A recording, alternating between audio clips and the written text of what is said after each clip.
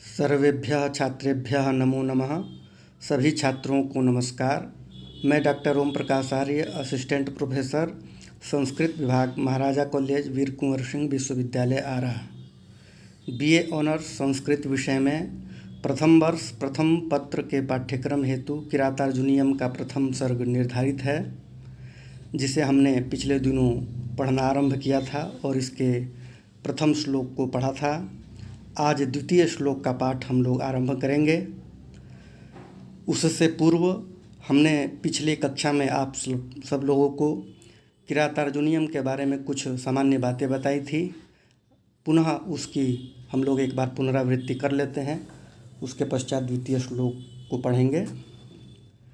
आप लोगों को बताया था कि इस किरातार्जुनीयम ग्रंथ की रचना सुप्रसिद्ध महाकवि भारवी ने की है। यह एक महाकाव्य है। इस महाकाव्य में कुल 18 सर्ग हैं। किरातार्जुनीयम महाकाव्य की कथा वस्तु महाभारत पर आधारित है। किरातार्जुनीयम नाम इस ग्रंथ का क्यों रखा गया, यह भी आपको बताया था। जैसा कि नाम से ही स्पष्ट होता है, किरात और अर्जुन के युद्ध की कथा का वर्णन इस महाकाव्य की प्रमुख घटना है। इसलिए इस महाकाव्य का नाम किरातार्जुनीयम रखा गया है। यहाँ किरात से अभिप्राय भगवान शंकर से है। भगवान शंकर किरात का वेश धारण करके पांडुपुत्र अर्जुन से युद्ध करते हैं। इन दोनों के युद्ध की घटना का ही प्रमुख रूप से इस महाकाव्य में वर्णन है, इसलिए इसका नाम किरातार्जुनीयम रखा गया है।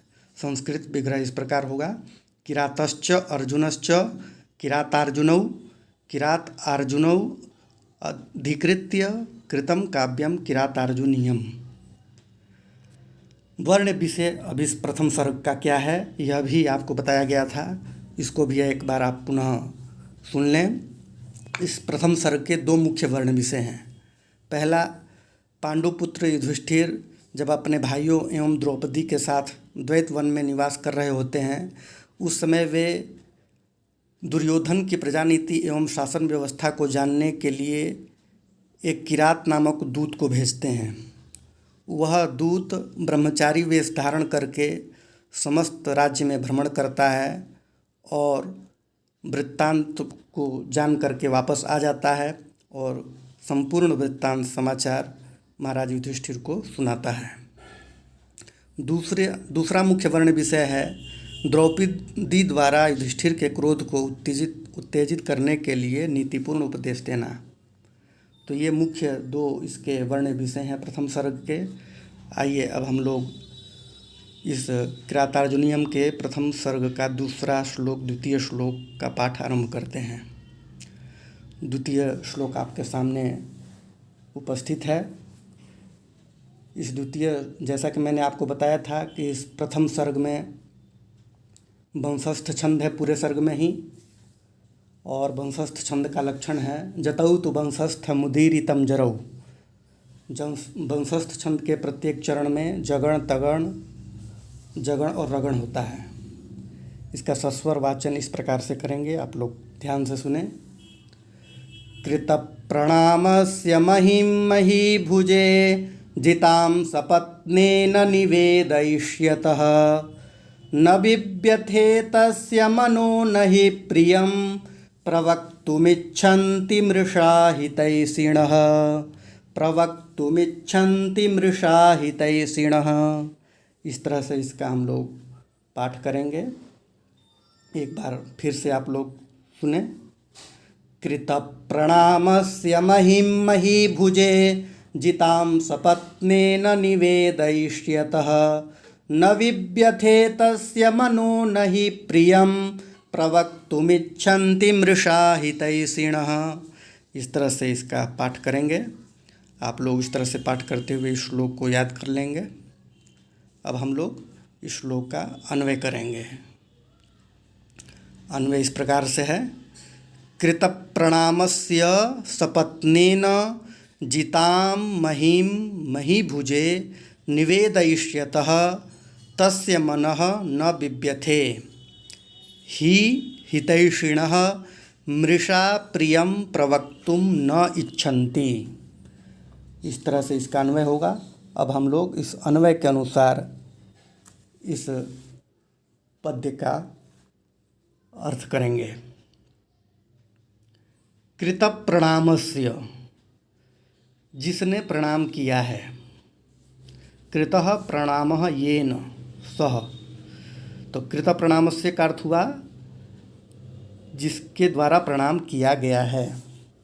अर्थात राजा युधिष्ठिर को प्रणाम करने पर सपत्नेन, सपत्न का अर्थ शत्रु होता, सपत्नेन का अर्थ हो जाएगा शत्रु द्वारा। जिताम महिम, जिताम विशेषण है और मही पद में द्वितीय विभक्ति है। मही का अर्थ होता है पृथ्वी। जिताम महिम, जीती हुई पृथ्वी का वृत्तांत या जीती गई पृथ्वी का वृत्तांत, समाचार। मही भुजे, राजा से। मही भुज का अर्थ होता है राजा, चतुर्थी विभक्ति में है मही भुजे पद। राजा से निवेदयिष्यतः, निवेदन करते हुए, क्षत्रिय प्रत्ययान्त शब्द है। निवेदन करते हुए तस्य, उस बनेचर दूत का, मनः मन, न विव्यथे, दुखी नहीं हुआ, दुखी नहीं होता। ही, क्योंकि, यह अव्यय है। हितैषिणः, प्रथमा व्यक्ति बहुवचन का पद है। हित चाहने वाले, हितैषिणः, हित चाहने वाले। मृषा, झूठ। प्रियम, प्रिय वचन। प्रवक्तुम न इच्छन्ति, बोलने की इच्छा नहीं करते हैं। यह इसका अन्वय के अनुसार अर्थ हुआ। अब इसका भावार्थ हम लोग देखेंगे कि इसका भावार्थ क्या है। तो भावार्थ आपके सामने इस तरह से है। इस पद्य में यह बताया गया है कि युधिष्ठिर से शत्रु द्वारा पृथ्वी की विजय का समाचार बताने वाले उस वनेचर का मन दुखी नहीं हुआ। क्यों दुखी नहीं हुआ? क्योंकि हित चाहने वाले झूठी प्रिय बात नहीं करते। ये इसका भावार्थ है। अब हम लोग इसमें कुछ अलंकार भी हैं कुछ पद में, उसको देखते हैं।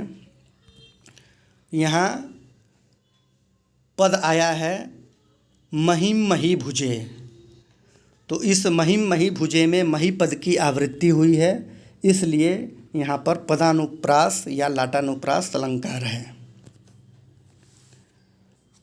कवि ने यहाँ पर ये इस पद्य का जो अंतिम पंक्ति है, नहि प्रियम प्रवक्तुम इच्छन्ति,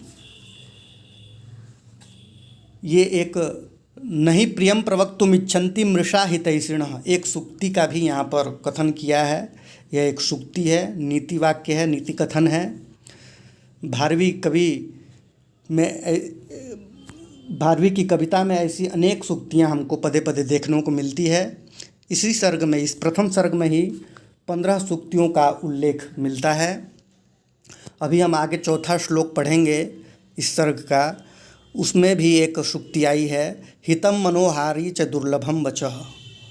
तो इस तरह से अनेक सूक्तियाँ हमको पढ़ने को मिलेंगी, जो समय समय पर आपको मैं बताते रहूँगा।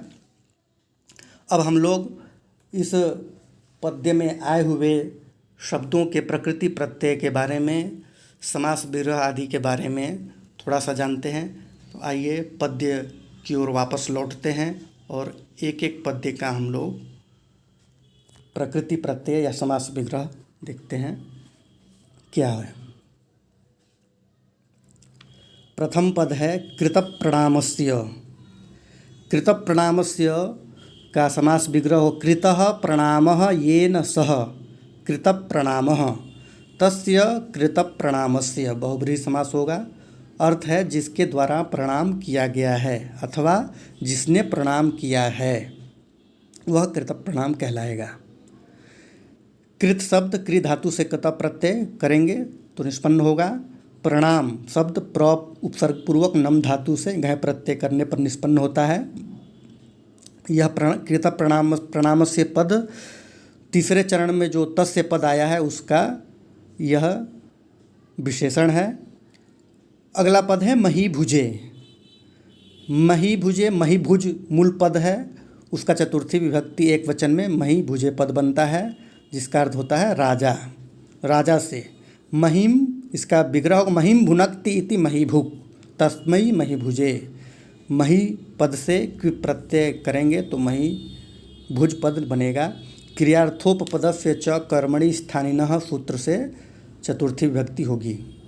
जिताम द्वितीय विभक्ति एक वचन में है, इसका अर्थ होगा जीती गई।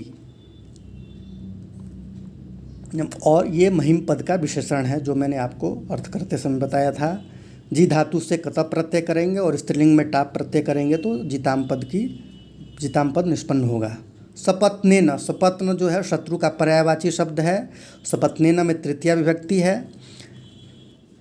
ये अमरकोश में ऐसा वर्णन आता है।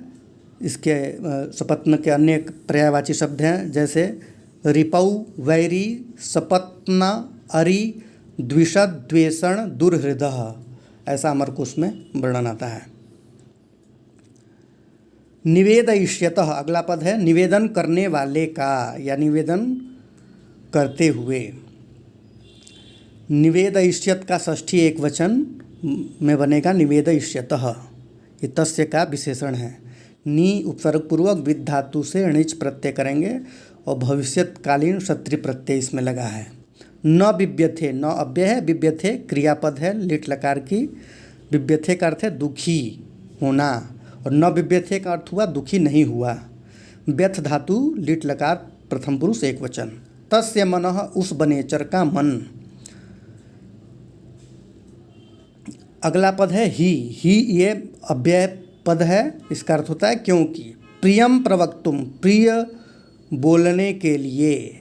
प्रवक्तुम पद उपसर्गपूर्वक वच धातु से तुमन प्रत्यय करने से निष्पन्न होता है।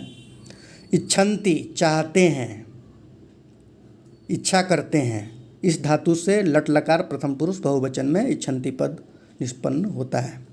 मृषा, मृषा का अर्थ होता है मिथ्या, झूठ, ये भी अव्यय पद है। हितैषिणः, हित चाहने वाले। हित उपपद में रहते हुए इस धातु से णिनि प्रत्यय करने पर ये हितैषिणः पद बनता है। हितम इच्छन्ति इति हितैषिणः। सुप्य जातौ णिनि ताच्छिल्ये से यहाँ पर णि प्रत्यय होकर के यह पद बनाया जाता है। तो इस तरह से हमने इस पद्यांश में आए हुए पदों के प्रकृति, प्रत्यय, समास आदि विग्रह को जाना। आप लोगों ने अच्छी तरह से समझा होगा, मैं ऐसा समझता हूँ। अब आज का पाठ हम यहीं समाप्त करते हैं। पुनः अगले श्लोक के साथ अगले दिन आपसे मिलेंगे। तब तक के लिए ध्यानपूर्वक आप लोगों ने मेरी बातों को सुना, इसके लिए आप सभी का पुनः धन्यवाद।